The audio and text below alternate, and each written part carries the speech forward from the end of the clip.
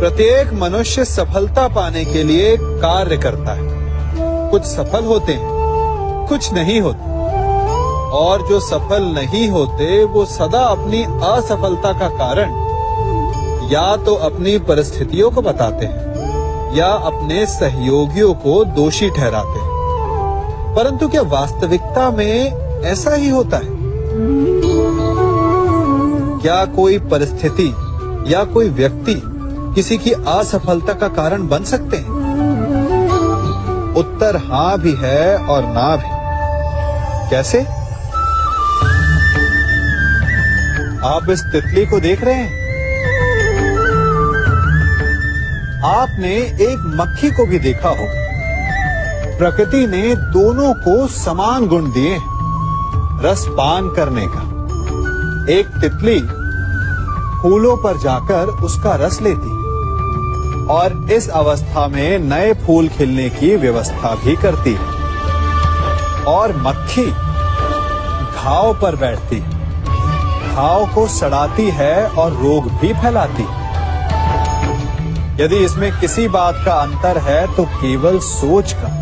यदि आप उचित मार्ग चुनेंगे तो आपको सफलता मिलेगी, आप में उत्साह बढ़ेगा, और यदि आप अनुचित मार्ग चुनेंगे तो आपको असफलता मिलेगी, निराशा मिलेगी। अब उचित मार्ग चुनना है या अनुचित मार्ग, ये निर्णय तो आप पर निर्भर करता है।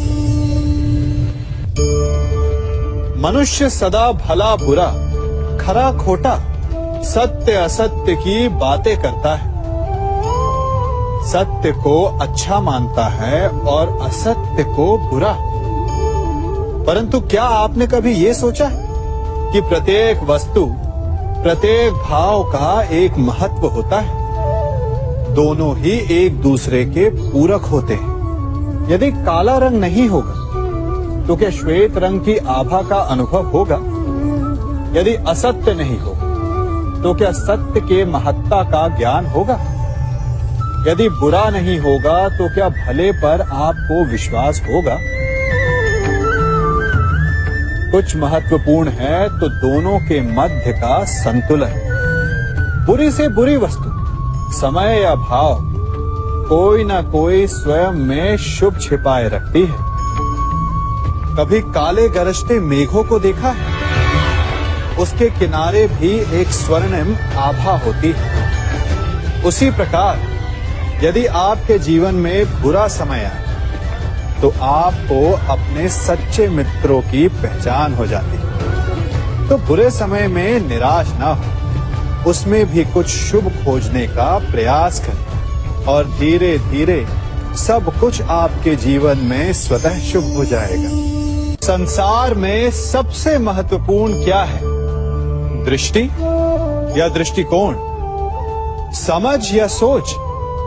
सामान्यतः मनुष्य की दृष्टि और सोच में अधिकतर वो वस्तु, वो घटनाएं, वो भाव श्रेष्ठ हैं जो हमें आनंद दें, और जो हमें आनंद नहीं देते उन्हें हम दुखदाई मान लेते हैं।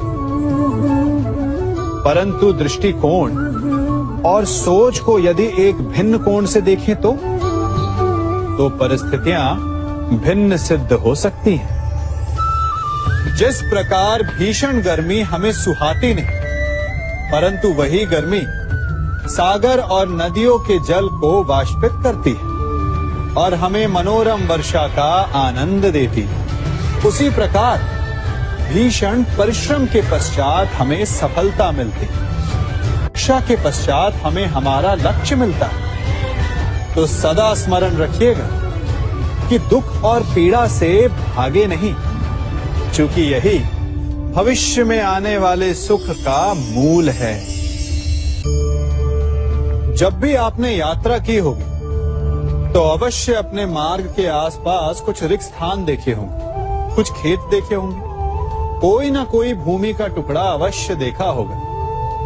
कुछ स्थान ऐसे होते हैं जहां पेड़ लगे होते हैं, जहां माली बड़े प्रेम से उन्हें बोता है, उन्हें सींचता है, और कुछ स्थान ऐसे भी होते हैं जहां बिना माली के खरपतवार उग जाते हैं, कुछ अन्य पौधे उग जाते हैं।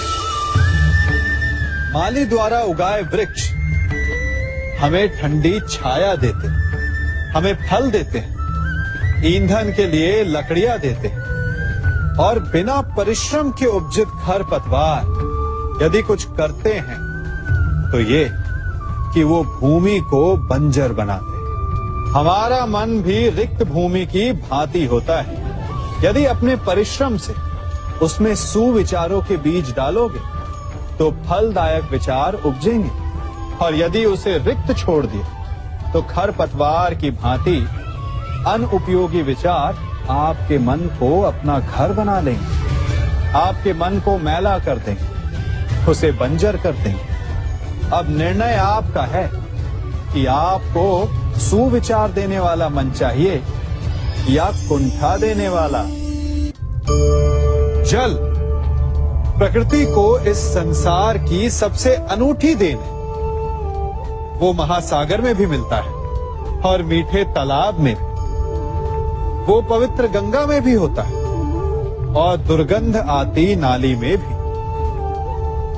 हम तालाब और नदी को सम्मान इसलिए देते हैं क्योंकि उसका मीठा जल हमारी प्यास बुझाता है। परंतु सागर का जल पीने योग्य नहीं होता, इसीलिए कभी कभी हम उसे उतना महत्व नहीं देते और नाली के जल को हम हे दृष्टि से देखते हैं। तो क्या ये उचित है?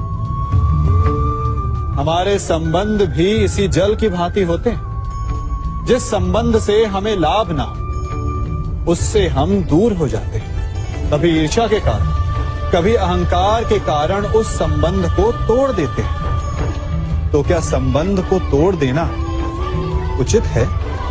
तनिक विचार कीजिए।